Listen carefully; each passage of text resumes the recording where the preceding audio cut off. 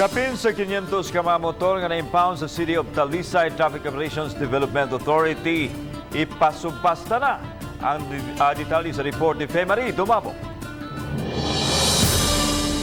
Nagsugwak na dinhi sa impounding area sa City Toda kining mga motorsiklo ug pipila ka mga tricycle. Gani na extensionan pa kini hangtod na sa pikas nga bahin sa Talisay City Command Center.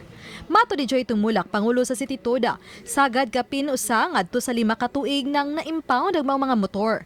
Kadaghanan niini na kumpiskaratol sa checkpoint tungod sa kakulang sa mga dokumento. Ang mga nanag-iya og mga motor nga na-impound ang ilang mga motor tungod sa mga kakuwangan sa ilang mga dokumento, manawagan may nga ipa-claim na, no? Isitol na nila ang ilang mga dadakpan nga mga motor aron di sad namo ma-appeal sa ato ang subasta. Mato di Tumulak, gitagan og usa ka bulan tag-iya aron pagsettle sa mga kulang niini apanilanat na og pipila ka tuig.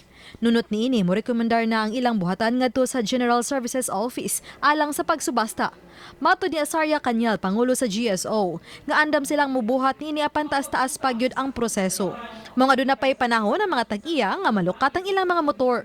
Kung isubasta na siya, mamang number one yun nga kuha na is ang court clearance. Kung wala na batay mga kuha na kanang wala ibang mga problema na siya nga para nato i-auction.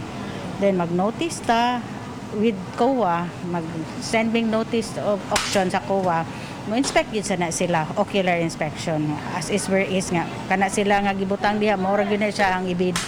Mato di Tumulak, katagan og higayon ng mga tag-iya hangtod sa Mayo nga masettle og makuha ang ilang mga motorsiklo. Uban ni John Solon, ako si Femari Dumabok. Balitang Bisdak.